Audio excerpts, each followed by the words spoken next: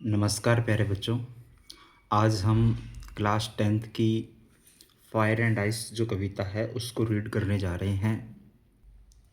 ये कविता Robert Frost ने लिखी है।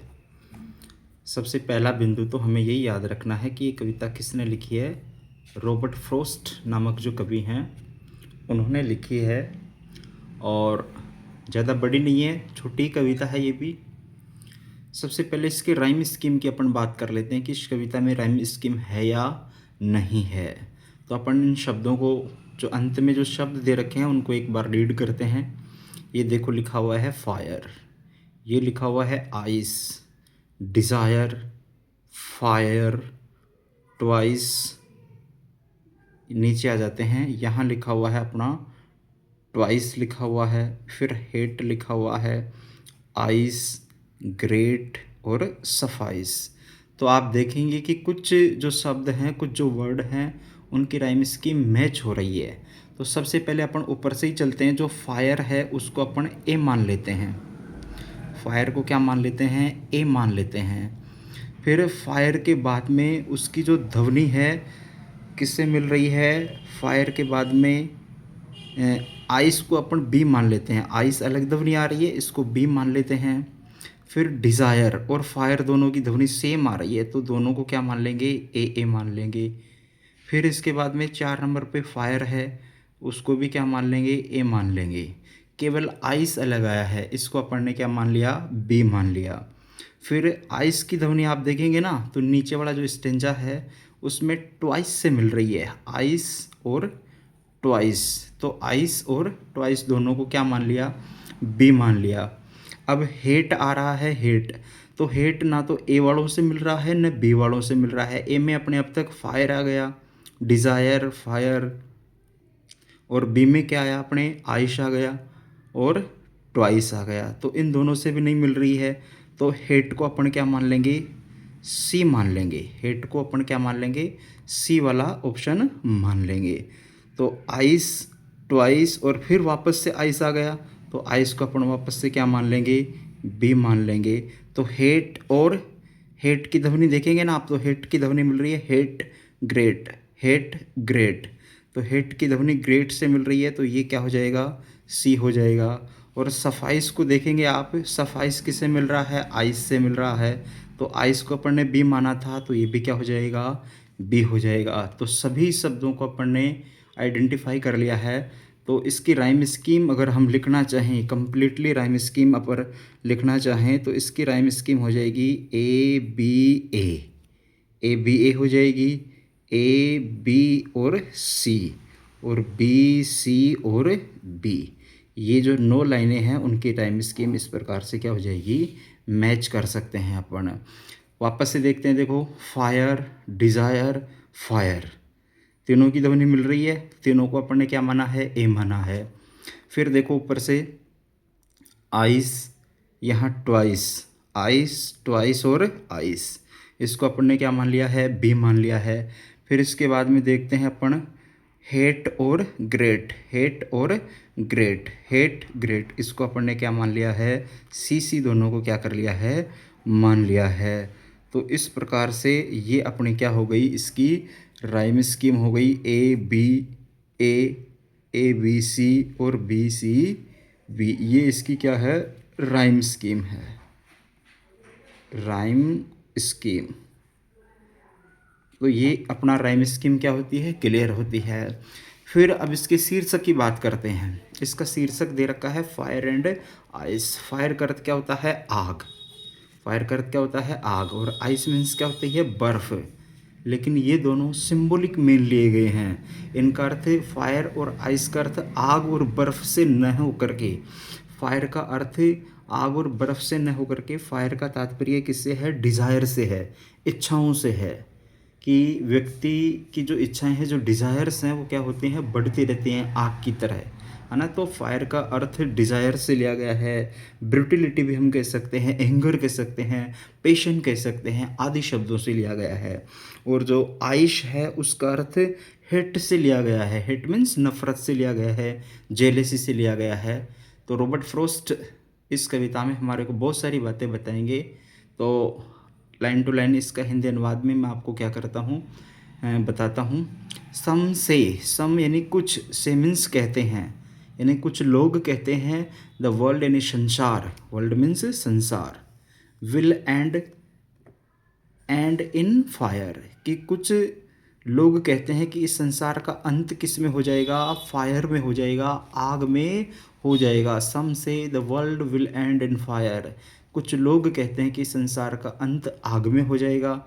सम से इन आइस, और कुछ लोग कहते हैं कि इस संसार का अंत किस में होगा, बर्फ़ में होगा, आइस के अंदर होगा।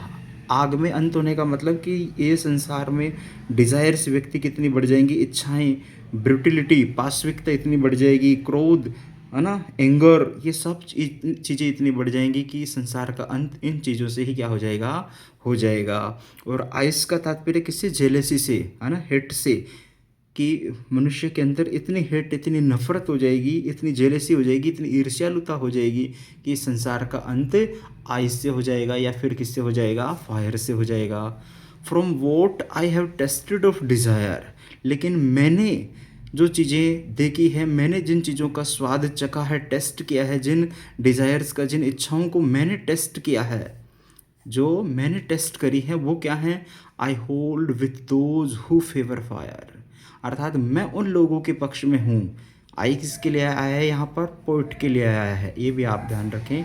आई is used here for poet, आई पोइट के लिए आया है, और पोइट क्या कह रहे हैं कि मैं उन लोगों के पक्ष में हूँ। I hold with those who favour fire, मैं उन लोगों के फेवर में हूँ, उन लोगों के पक्ष में हूँ। फेवर मीन्स क्या होता है, पक्ष, की मैं उन लोगों के पक्ष में हूँ जो ये कह रहे हैं कि संसार का अंत किन से होगा, फायर से होगा, इस संसार का अंत आग से होगा, मैं उन लोगों के पक्ष में हूँ। तो ये अपना एक स्टेंजा था जिसके राइम स्कीम के जो शब्द हैं, राइम स्कीम भी मैंने यहाँ पर आपको नोट डाउन कर दी है, आप अच्छे से देखें राइम स्कीम भी। फिर उसके बाद में दूसरा जो स्टेंजा है वो कह रहा है अपना, बट, लेकिन, if it had to perish twice, लेकिन इफ़, यदि, it had to perish twice, अगर ये दो बार, पेरिश का अर्थ वैसे गायब होना होता है, अंत होना होता है, ट्वाइस मीन्स दो बार, लेकिन यदि इस प्रकार से दो बार अंत होता है, या इसका दो बार अंत हो, तो आई थिंक, मैं सोचता हूँ, आई नो एनफ, मैं पर्याप्त रूप से जानता हूँ, हेट मीन्स नफ़रत को, लेकिन मैं पर्याप्त रूप से नफ़रत को जानता हूँ, या नफ़रत की गहराई को जानता हूँ, टू से, कहता हूँ, डैट की, फॉर डिस्ट्रक्शन, डिस्ट्रक्शन मीन्स विनाश, कि विनाश के लिए, आइस मीन्स बर्फ ही, इज यानी है, ऑल्सो मीन्स भी, ग्रेट मीन्स महान, कि अगर इस संसार का अंत दो बार होता है तो मुझे इस बात का भरोसा है, मैं ऐसा सोचता हूँ कि इस संसार के विनाश के लिए बर्फ़ भी महान है, बर्फ़ भी क्या है, ग्रेट है, और ग्रेट होने के साथ वो क्या है, वुड सफाइस भी होगी, सफाइस का अर्थ है पर्याप्त, कि वो बर्फ़ भी क्या होगी, पर्याप्त होगी इस संसार का अंत करने के लिए। तो इस प्रकार से ये हमारी कविता थी फायर एंड आइस, और this poem is written by Robert Frost, ये आप ध्यान रखें, this poem is written by Robert Frost, and the rhyme scheme of this poem, ABAABCBCB, ये आप विशेष ध्यान रखें, राइम स्कीम इस कविता की ये है। और यहाँ पे जो आई दे रखा है वो पोइट के लिए है, आई किसके लिए दे रखा है, पोइट के लिए है। वापस से हिंदी अनुवाद एक बार शॉर्ट में बता देता हूँ शब्दों का मीनिंग। सम, कुछ, से, कहना, वर्ल्ड यानी संसार, एंड यानी अंत। एक ये भी ध्यान रखें, छोटी सी बात है, एंड मीन्स क्या होता है, अंत, ये वाला है ये एंड। एक एंड दूसरा और होता है, AND, एंड मीन्स क्या होता है, और, जैसे बोलते हैं ना राम एंड श्याम, तो उसमें ये वाला एंड काम में आएगा। ये एंड क्या होता है, अंत होता है, एंड, अंत। फायर मीन्स आग, आइस मीन्स बर्फ, इन प्रपोजिशन है, अंदर के अर्थ में काम आता है।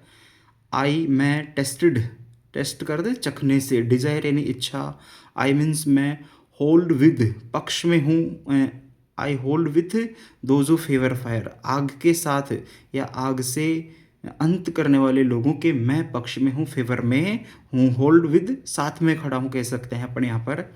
आगे देखते हैं, बट, लेकिन, इफ़, यदि, इट, यह, पेरिश का अर्थ अंत होना, गायब होना, ट्वाइस मीन्स दो बार, थिंक यानी सोचना, एनफ मीन्स पर्याप्त, हेट मीन्स नफरत, से मीन्स कहना, डिस्ट्रक्शन विनाश, आइस मीन्स बर्फ, और ग्रेट मीन्स महान, सफाइस मीन्स पर्याप्त। एक थोड़ी सी बात और मैं आपको यहाँ पर बता देता हूँ। देखो फायर जो है ना, फायर वो एक तरीके से सिंबॉलिक है, और वो सिंबॉलिक किसके लिए है, अपन कह सकते हैं डिज़ायर के लिए, इच्छाओं के लिए है। इसके अलावा अपन कह सकते हैं ब्रूटिलिटी के लिए, BRUTALITY, ब्रूटिलिटी के लिए है। इसके अलावा अपन कह सकते हैं एंगर के लिए है। इसके अलावा अपन कह सकते हैं पैशन के लिए भी है। तो ये एक तरीके से इच्छाओं, बर्बरता, क्रोध और किसी भी काम को करने का जुनून, पैशन, तो उनके लिए फायर यहाँ पर क्या लिया गया है, कि सिंबॉलिक रूप से काम में लिया गया है। इसके अलावा आइस जो है, यहाँ पे मैं आइस का भी बता देता हूँ कि आइस जो है वो भी काम में लिया गया है, किसके लिए, हेट के लिए लिया गया है। हेट के लिए कि जिस प्रकार से बर्फ़ है जमी रहती है, वैसे ही हमारे मनुष्य के मनोमस्तिष्क में हेट क्या रहती है, जमी रहती है। पता नहीं चलता कि किस व्यक्ति के मनोमस्तिष्क में कितनी नफरत भरी हुई है। तो वैसे ही हेट भी है, जमी रहती है, किसकी तरह, आइश की तरह। जेलेसी अपन कह सकते हैं, ईर्ष्यालु, जेलेसी भी अपन कह सकते हैं कि ईर्ष्यालुता जो है वो भी मनुष्य के मनोमस्तिष्क में कितनी भरी हुई है। तो हेट और जेलेसी जो है वो आइस का अपन क्या कर सकते हैं, कह सकते हैं सिंबॉलिक रूप में यहाँ पे काम में लिया गया है। और डिज़ायर यानी इच्छाएं व्यक्ति की जिस प्रकार से बढ़ती हैं, एंगर बढ़ता है, पाशविकता, पशु जैसे काम करने की प्रवृत्ति व्यक्ति की बढ़ती है। तो ये आग के सिंबॉलिक के रूप में, या आग है, फायर है, यहाँ सिंबॉलिक रूप में लिया गया है इन चीज़ों के लिए, कि जैसे आग बढ़ती है वैसे वैसे ये चीज़ें भी क्या करती रहती है, बढ़ती रहती है। और जैसे बर्फ़ जमी रहती है वैसे हेट, जेलसी आदि चीज़ें मनुष्य के मनोमस्तिष्क में जमी रहती हैं। तो इस प्रकार से ये हमारी एक बहुत ही अच्छी सी कविता थी, फायर एंड आइस, जो किसके द्वारा लिखी गई थी, रिटन बाय रॉबर्ट फ्रॉस्ट के द्वारा लिखी गई थी। इसके बाद में हम और सभी कविताओं को 1 बाय 1 रीड करने वाले हैं। आप इस कविता को 1-2 बार पढ़ें, बहुत अच्छे से आपको ये कविता समझ में आ जाएगी। धन्यवाद।